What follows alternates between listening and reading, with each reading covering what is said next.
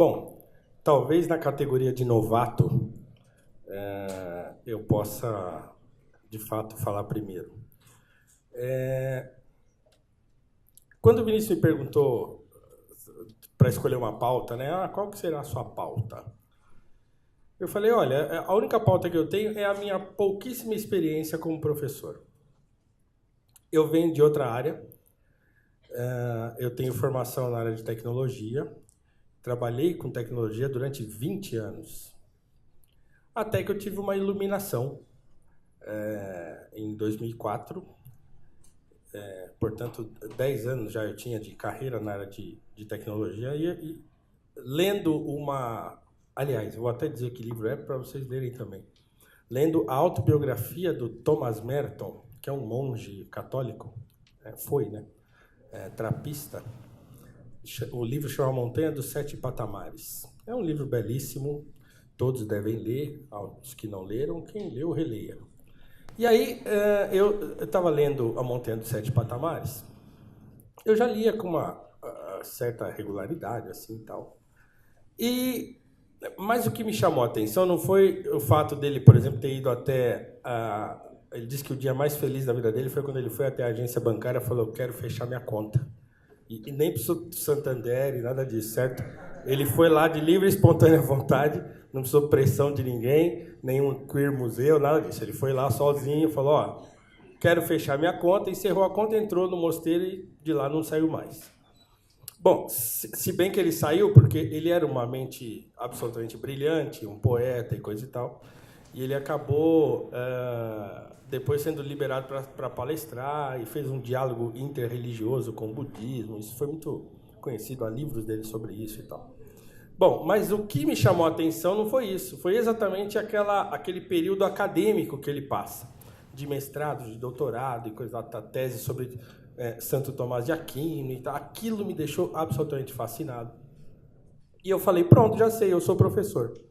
E eu quis sair da empresa que eu trabalhava. Eu estava na empresa há 2 anos, eu tinha acabado de casar. E eu cheguei lá na empresa e falei para o meu gerente, falei, bom, escuta, eu quero ir embora. Ele falou, mas como assim? Você acabou de chegar, você entrou aqui agora, né? Eu falei, não, mas agora eu descobri que eu sou professor, então eu não quero mais fazer isso aqui. Ele falou, mas como assim? Deu o que fazer. Então eu tive que conversar com meu pai, com a minha esposa. Ele conversou comigo mais de uma vez, o meu gerente, que é um grande amigo meu. Então deu o que fazer para eles me convencerem que eu não poderia fazer daquele jeito, certo? Você não tem formação, não tem nada, você vai fazer o quê? Eu não sei o que eu vou fazer, eu só sei que eu não quero mais fazer isso aqui que eu estou fazendo agora. Bom, isso foi em 2004. Então depois eu fui estudar filosofia em 2009, porque aí no meio do caminho aconteceu um monte de coisa. E aí, quando foi em 2009, foi que eu consegui entrar numa faculdade de filosofia. Me formei em 2011 e até então estava assim, bom, uma hora eu vou conseguir fazer aquilo que eu quero, ou que eu nasci para fazer. E aí, em 2013, no final de 2013, eu voltando de férias, ou seja, eu estava há 11 anos na empresa, eu falei, olha, agora chegou a hora. Mas o que você vai fazer? Você está maluco? E o salário? Não sei o quê. Bom, estou há 10 anos pensando nisso, então agora não tem mais o que pensar. Eu quero ir embora. Como eles me conheciam muito bem, eles aceitaram numa boa, não só aceitaram numa boa, como me deram uma grande ajuda. E aí eu saí da empresa, aí eu prestei o concurso para professor do Estado. Falei, tá aberto o concurso, vou passar nisso aí, vou começar por ali mesmo. E prestei o concurso, e ele me deu a ideia de procurar já um mestrado, e aí eu entrei no mestrado. Então, assim, em março de 2014, eu saí da empresa em fevereiro, março eu comecei a dar aula e entrei no mestrado. Então, minha vida virou de ponta cabeça. Então, o ano 2014 foi bastante engraçado, assim, de ter mudado tanto a rotina e coisa e tal. Bom, e aí chego eu na escola, certo? Um sujeito que trabalhou a vida inteira em empresa privada, em empresa de tecnologia, tal, com uma certa ordem, com uma certa, né? Você chega na empresa, as pessoas te apresentam, te mostram como que vão lá nos departamentos, falam, esse aqui é o Paulo, vai trabalhar com a gente aqui agora, em tal departamento, precisa de alguma coisa, tal, legal. Aí você chega na escola, né? Eu entrei e fiquei assim, Ninguém vai falar nada. Ninguém vai falar nada comigo e, de fato, ninguém fala nada. Né? Eu não sei se em outra escola acontece isso, mas o fato é que lá onde eu entrei, mas disse que não, né? Que toda escola é mais ou menos a mesma coisa. Eu entrei e, bom, fui me enturmando com os professores e tal. E foi assim que eu consegui as informações que eu precisava. Por exemplo, onde ficava o livro, ponto. Fazia uma semana que eu estava lá e não sabia que tinha que assinar um lugar. Aí, de repente, eu falei, peraí, como eu sou um sujeito que trabalhou a vida inteira em empresa e você precisa ter um pouco de organização, certo? Então, falei, deve ter algum lugar para assinar e eu não sei onde está. Eu vou perguntar. E aí eu fui perguntar. Falei, escuta, tem algum lugar onde eu tenho que assinar? Porque eu venho aqui, se eu não quiser vir, não tem problema? Falei, não, fica ali. Falei, pois é. Então já faz 5 dias que eu estou aqui e nem sabia que tinha esse negócio. E assim eu fui descobrindo as coisas. Né? Como que eu consigo giz, né? Alguém tem um apagador para me fornecer, ou eu tenho que comprar e tal. E por aí vai. As coisas mais simples de um ambiente escolar, eu fui descobrindo sozinho. Curiosamente, quando eu cheguei na sala de aula, eu tinha mais ou menos a noção de que a coisa não estava boa. Né? Mas eu também não sabia que era terra arrasada. Então, eu tive um choque para além daquele que eu já esperava, né? Então, assim, não, o negócio está muito ruim, né? É verdade e tal. E as pessoas falando para mim, esse cara é maluco. Acho que eles falavam, puxa, que legal que você vai ser professor agora. Quando eu virava as costas, acho que eles ficavam assim, esse cara está completamente maluco, né? Larga uma carreira de 20 anos na área que, sim, ganhava relativamente bem e tal, que é completamente louco. Mas eu fui vocacionado para isso. E eu descobri que fui vocacionado. Então, bom, tanto é que se eu não tivesse sido algo de vocação, eu já teria largado, certo? Então, eu já teria abandonado, já teria voltado a fazer outra coisa e tal. Mas, enfim, então, era um clima, assim, de terra arrasada mesmo. E aí eu comecei a pensar, o que eu vou fazer aqui, né? O que um professor de filosofia ensina pro ensino médio, no ensino médio? Aí abria a apostila lá do ensino médio, olhava aquilo e falava, ué, esse negócio aqui não está muito certo, né? Bom, isso aqui não está muito legal e tal, acho que isso aqui não vai funcionar. Então, eu fiz uma opção, usando a minha liberdade de cátedra, essa palavra é bonita, esse termo é bonito, a minha liberdade de cátedra, que o Miguel Nachive daqui a pouco vai me corrigir, não, é liberdade de ensinar, não vem com esse negócio. Aí eu cheguei, eu falei, bom, então eu vou escolher uma propedêutica, eu vou ensinar, na verdade, eu vou investir na imaginação. Então, que é um assunto que eu venho estudando desde então. Então, por exemplo, eu dei aula, esse ano eu não estou dando aula para o primeiro ano, mas quando eu tive turmas do primeiro ano, eu passei um bom tempo, uma boa parte do primeiro ano, assim, 3 bimestres, conversando sobre conto de fada. Eles ficam muito irritados no começo. Fala, professor, pensa que a gente é criança para contar essa história aqui da princesa e o grão de ervilha? Eles ficam muito irritados no começo, mas depois, na primeira experiência, eles descobrem que não é tão simples assim.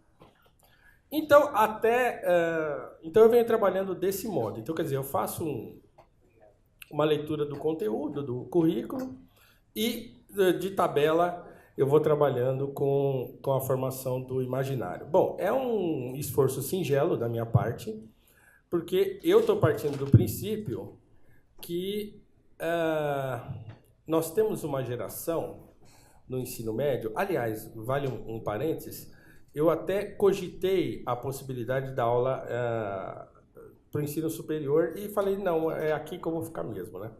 Então, eu estou bem no ensino médio, eu gosto da molecada mesmo, e a gente se diverte. Então, fecha parênteses. Então, é nisso que eu estou trabalhando. E agora, com os segundos anos, então eu venho, inclusive, trabalhando com o conteúdo lá da apostila que o Estado fornece, porém, como a apostila tem claramente um viés, e aí depois a gente vai poder conversar sobre isso, certo? Eu tenho feito questão de apresentar o outro lado. Né? Então, olha, vem aqui e tal, então, sei lá. Tudo bem que a apostila de filosofia é quase uma apostila de sociologia, que foi o que fizeram com a filosofia nas últimas décadas. Então, quer dizer, assunto filosófico quase não tem. Então, por exemplo, eu pego o tema como racismo, que é um tema que eu detesto, mas que eu já estou enfiado nisso e não consigo mais sair, até por questões físicas, eu não consigo mais sair desse assunto. Então, vamos falar aqui, está aqui na apostila, racismo, filosofia e racismo. E o que tem lá é sociologia, certo? Então, e aí eu tenho que falar, bom, vamos atrás dos fundamentos dessa coisa. Então a gente discute, os alunos adoram, quase me batem de vez em quando, mas é muito divertido porque eles percebem que a coisa não é brincadeira, né? E que só fazer a leitura dos textos que estão lá e discutir aqueles textos do modo como eles são apresentados e responder aquelas questões não é o suficiente, né? Há muita coisa que está escamoteada dali. Então eles percebem que aquilo ali limita um pouco, para não dizer que, né, doutrina, mas eu não vou usar essa palavra agora.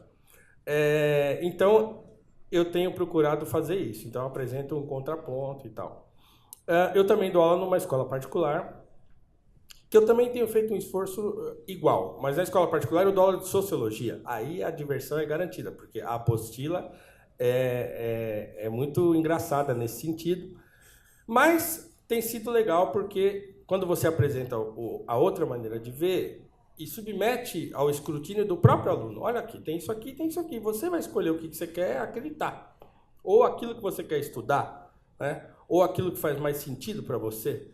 O que não é legal é que você veja só uma coisa, né? E acha que a realidade é só essa. Então, a coisa é um pouco mais complexa. Então tem sido bacana, assim, nesse sentido. Porém, eu ainda acho que o resultado é muito insípido, né? Porque nós temos uma geração que eu tenho costumado chamar de indoutrinável. Tá? É uma geração extremamente hedonista. Então, eles estão assim... O mundo começou por quê? Porque eu nasci. Então, eu nasci e começa o mundo agora. Então, o que tem para trás? Não tem nada. Vazio e sem forma. O mundo... agora eu nasci, pronto. Começa o mundo. Mas também não tem futuro. A coisa está circunscrita ao presente imediato. Tanto é que eu posso falar qualquer absurdo na sala de aula que 2 dias depois eles não lembram mais do que eu falei. É memória RAM, como a gente fala, né? Enche no dia, aí o sujeito dorme e tal, e no outro dia ele já não lembra mais nada do que aconteceu. Então eu tenho que ficar repetindo, de 3 em 3 aulas, eu falo, vou lembrar o que a gente está falando então. Aí eu falo tudo de novo e tal, né? Porque a coisa está desse jeito. É claro que uma mente indoutrinável não significa que ela não é manipulável. Assim. Então, quer dizer, se o caminho mais fácil está aberto, ela entra por ali. Né? Se a porta está aberta, ela entra. Então, quer dizer, se só tem uma porta, é por essa porta que ela vai entrar. Inclusive, um dos contos que eu trabalho com os alunos é o conto Diante da Lei, do Kafka. Recomendo a todos que procurem para ler. Está na internet esse conto, chama Diante da Lei, do Franz Kafka. Que ele trata mais ou menos essa questão de uma porta, que o sujeito quer entrar e ter um porteiro e tal, e não sei o quê. Então eu falo para eles, a coisa não é assim tão simples. Às vezes você senta lá diante do lugar onde você tem que entrar e simplesmente não dá o passo para dentro da porta, porque você encontra um monte de obstáculo e tal. Mas tem sido divertido, né? E eu tenho me sentido útil para uma juventude e eles não estão nessa situação só porque eles querem, né? Mas porque o mundo é isso que sobrou, né? É isso que sobrou para eles. Eu não quero nem imaginar na universidade, onde os professores aqui estão lecionando. Então, quer dizer, receber esse tipo de aluno na universidade deve ser um troço pior do que eu, que recebo jovem de 14, 15, 16 anos no ensino médio. Então, ele chega lá aos 18, 19 na faculdade, escrevendo casa com Z, escrevendo professor sem R, sei lá. Então, quer dizer, tem que escrever, pede para fazer um trabalho acadêmico, né? Você fala a palavra BNT, ele diz depois que ele faz de qualquer jeito, te entrega, fala, eu não encontrei isso aí não, esse negócio BNT, eu procurei lá, aí você pergunta para ele, aquele site lá você encontra, né? Se eu falar para você, procura lá né? Não vou falar aqui, mas o Deep Web você consegue entrar, mas as normas da BNT você não encontra. Eu não encontro, então eu entrego o trabalho de qualquer jeito e tal, e eu vou só dando nota vermelha, porque eu também não dou moleza. Então é isso, gente. Assim, para uma fala inicial, a minha experiência é pouca, mas é intensa, porque eu nasci para o magistério. Então, eu não me vejo fazendo outra coisa mais. Então, por isso que me dá muito gosto de fazer. Eu sei que o trabalho é longo e eu tenho, inclusive, apostado num trabalho de longo prazo. Eu acho que o país vai melhorar daqui 50 anos, sei lá, 40. Não, isso não é pessimismo. Eu estou pensando numa coisa sólida, certo? Nós temos que nos libertar dos aventureiros, uma geração nova precisa surgir e tal. Sim, sim, sim. Professor Paulo, o senhor tem 1 minuto. Eu sou contra soluções rápidas. Então, a minha perspectiva não é pessimista, ela é modesta. Né? A gente chega lá, tá bom? Obrigado por enquanto.